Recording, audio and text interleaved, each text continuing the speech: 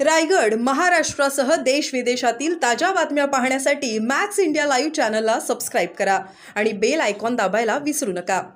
महत्त्वाचे म्हणजे मध्यंतरीच्या काळामध्ये आम्ही ज्यावेळी खासदार कार्यालयात आम्ही या ठिकाणी बसलो होतो, मेजॉरिटी लोक जी आली होती तो धोकादायक इमारती आणि पुनर्वसन जे प्रक्रियेमध्ये जे ट्रान्सफर एनओसी थांबल्या होत्या आणि मॉर्गेज एनओसी जे त्यांनी बंद केलं होतं त्या संदर्भात मोठे सगळ्यांनी प्रश्न उपस्थित केले।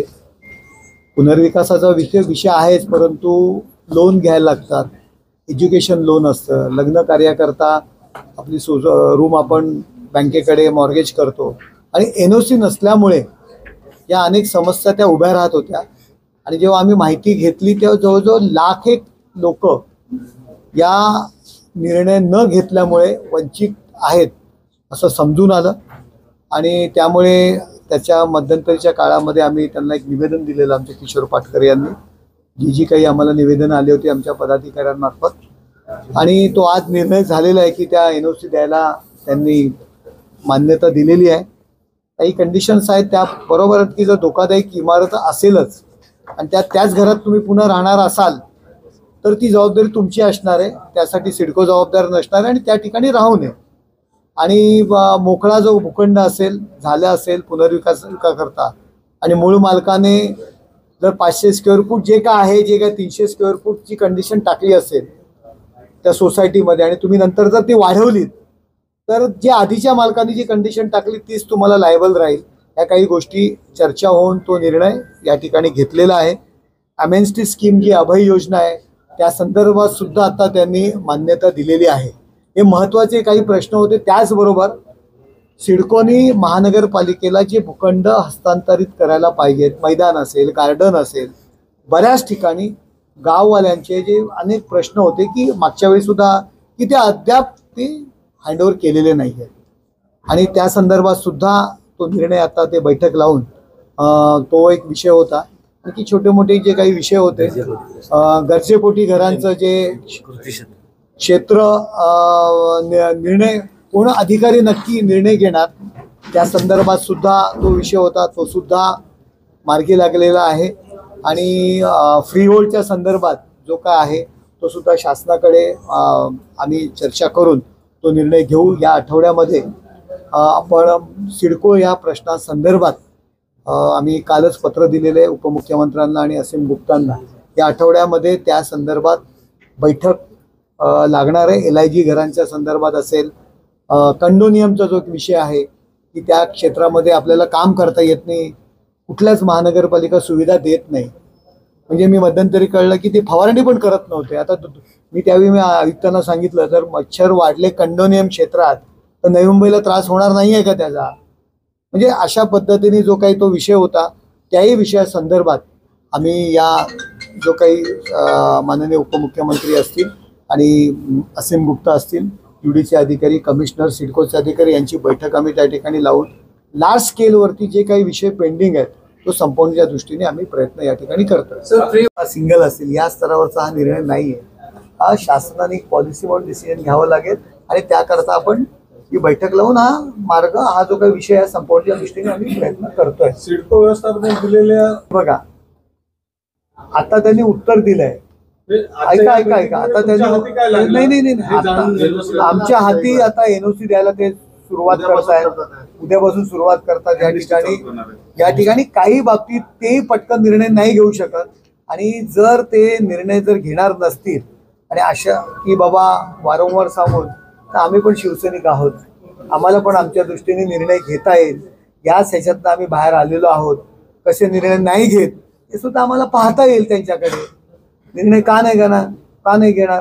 आता आम्ही नम्रपणे त्यांच्याशी बोलतोय, पुन्हा नम्रपणे बोलू आणि नम्रपणे बोलून जर ऐकत नसतील तर कठोर पावलं सुद्धा आम्ही उचलू शकतो। आता तुम्ही अमेन्स्टी स्कीम ताबडतोब त्यांनी सांगितलं की आम्ही निर्णय घेतो, उद्यापासून चालू करतो। आम्ही त्याच्याशी पाठपुरावा ऑलरेडी करतो। आपण विषय काढला की लहान घरा ते कोर्टचा एक निर्णय आहे, त्यानुसार महानगरपालिकेने मी स्वतः आयुक्तांशी बोललेलो आहे स्वतः उपमुख्यमंत्री एकनाथ शिंदे साहेब सुद्धा त्या विषया संदर्भात आयुक्तांशी चर्चा केलेली आहे। या आठवड्यामध्ये याच्यावरती ठोस निर्णय घेणं गरजेचं आहे। सरकारने त्या संदर्भात पॉलिसी करणं गरजेचं आहे। जी लोक या संदर्भात ही लोक मला भेटलेली आहेत, आमचे गोडेकर वगैरे सर्व मंडळी या ठिकाणी आहेत की ते ती मुवमेंट जे चालवत आहेत। तर या 10 दिवसामध्ये आम्ही बैठक लावतोय। त्या संदर्भात शासन निर्णय अपेक्षित आहे आणि त्या दृष्टीने आम्ही पाऊल उचलतोय। थोडं थांबा, नक्कीच त्याविषयी तुम्हाला एक चांगला निर्णय तुमच्या समोर येईल। ममता बनर्जी के राज में हिंदू घर छोड़ के जा रहे हैं तो ममता बनर्जी जिम्मेदार है और दूसरा कौन जिम्मेदार रहेगा? वही जिम्मेदार रहे। आने वाले चुनाव में उनको मालूम पड़ेगा, विधानसभा के चुनाव में। सर, आज ममता बनर्जी जो वक्फ का विरोध कर रहे थे उनके साथ बैठक कर रही हैं, बल्कि उन्हें जो हिंदू जो प्रताड़ित हैं और जो मरे, देखो वक्फ अमेंडमेंट बिल, उसका जो संबंध हिंदू मुस्लिम के लिए जोड़ रहे वो गलत है। वक्फ अमेंडमेंट बिल जो माइनॉरिटीज है, मुस्लिम जो गरीब मुस्लिम लोग हैं उनके फायदे के लिए, उनके विकास के लिए वक्फ अमेंडमेंट बिल है। इसके पहले वक्फ प्रॉपर्टी का यूज सिर्फ गिने चुने मुस्लिम लीडर लोग कर रहे थे जो वक्फ बोर्ड पे थे। कर्नाटक में वक्फ बोर्ड की जमीन है, कांग्रेस के लीडर उन्होंने वहां लॉजिंग बोर्डिंग टॉकीज डाले हैं। वो वक्फ का मतलब होता है अल्लाह को प्यारी चीज जो रहती हो अल्लाह के लिए गरीब लोगों के लिए दान करना, ये वक्फ का अर्थ उर्दू जो वर्ड्स है उसका मतलब है। लेकिन आज एक भी उदाहरण बताओ कि वक्फ प्रॉपर्टी से गरीब लोगों के लिए स्कूल खुले, गरीब लोगों के लिए कॉलेज खुले, गरीब लोगों के लिए हॉस्पिटल खुले, कुछ भी नहीं हुआ। ये वक्फ प्रॉपर्टी का यूज गरीब मुस्लिमों के उद्धार के लिए होना है। जो वक्फ का जो अर्थ है वो बराबर इस्तेमाल ये वक्फ अमेंडमेंट बिल से होने वाले हैं। ममता बनर्जी को क्या लगे, राहुल गांधी को क्या लगे और संजय राउत, जनाब संजय राउत को क्या लगे, उसके ऊपर ये वक्फ अमेंडमेंट बिल का जो उपयुक्त है उस पर ठहरने वाली नहीं है। संजय राऊत त्यांचं काय माहितीये का, ते जळकं लाकूड आहे। मी त्या दिवशी पण म्हणालो, सरकार जे काही निर्णय घेत असतं आणि त्यांचा फक्त सरकारच्या निर्णयावरती धूर येत असतो, वरून खालून जिथून जागा मिळते तिथून त्यांचा तो धूर येतो आणि त्या धूर येण्यापोटी सकाळची वक्तव्य असतात। बाबा एक 500 रुपये कुणाला आले की जर तीच योजना तीच महिला शासकीय इतर योजनेचे पण पैसे घेते तर त्यांचं म्हणणं आहे की कुठली शेतकरी सन्मान योजना का काहीतरी आहे ती महिना त्याचे पैसे घेते। समजा संजय गांधीचे पण पैसे आपण घेतोय महिला म्हणून आणि पुन्हा आपण लाडकी बहिणीचे जर पैसे घेणार असू तर त्याच्यामध्ये जो डिफरन्स आहे तोच त्यांना दिला जाईल। अशा पद्धतीने बरेच जण सुरुवातीच्या काळामध्ये फॉर्म भरले, स्क्रुटिनी करायला वेळ नव्हता मिळाला, पण स्क्रुटिनी सरकारच्या एक योजना एक महिला जर 10 योजनांचा फायदा घेत असेल तर कुठला तरी एका योजनेचा तिने फायदा घ्यायला पाहिजे। तिच्या विकासाकरता जे काही सरकार खालीचा वाटा उचलते ते एका योजनेचाच तिने उपयोग घ्यायला पाहिजे। तर 10 योजनेमध्ये जर लाभार्थी असेल तर कुठेतरी ती कट केली जाईल। संजय राऊत केवळ टीका करणं, धूर येण्यापोटी अशा पद्धतीची वक्तव्य ते करतायत।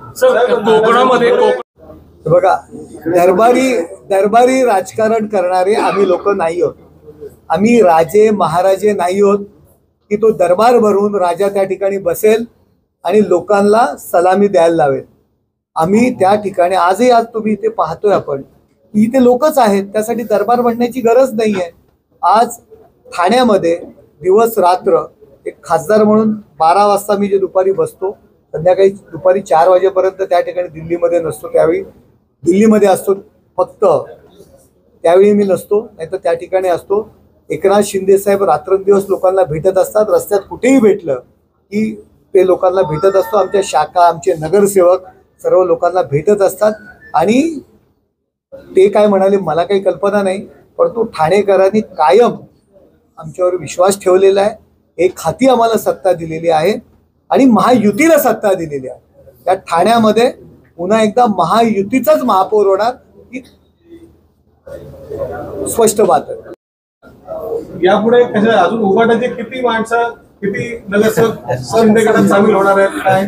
सर कशा पद्धतीने तयारी केली जाणार आहे? पक्ष प्रवेश पुढे पुढे का टाकला नाही, कुठे पक्ष प्रवेश, काय कुठला गेल्या विषय? महिन्यात होणार होता. हा तुमचा दोन महाविकास आघाडीचे नगरसेवक तुमच्याकडे 22 तारखेला नवी मुंबईमध्ये शिवसेनेचा निर्धार मेळावा आहे. आता त्या ठिकाणी आम्ही निर्धार मेळावा आहे, पक्षप्रवेश वगैरे मला काही कल्पना नाहीये येणाऱ्याचं स्वागत. कोणाचं. जे जे एकनाथ शिंदे साहेबांच्या नेतृत्वाखाली लोक येत आहेत त्यांचं आम्ही स्वागत करतोय. संपूर्ण महाराष्ट्रातून वीग लागलेली आहे एकनाथ शिंदे साहेबांच्या नेतृत्वाखाली या शिवसेनेचं काम करण्याकरता.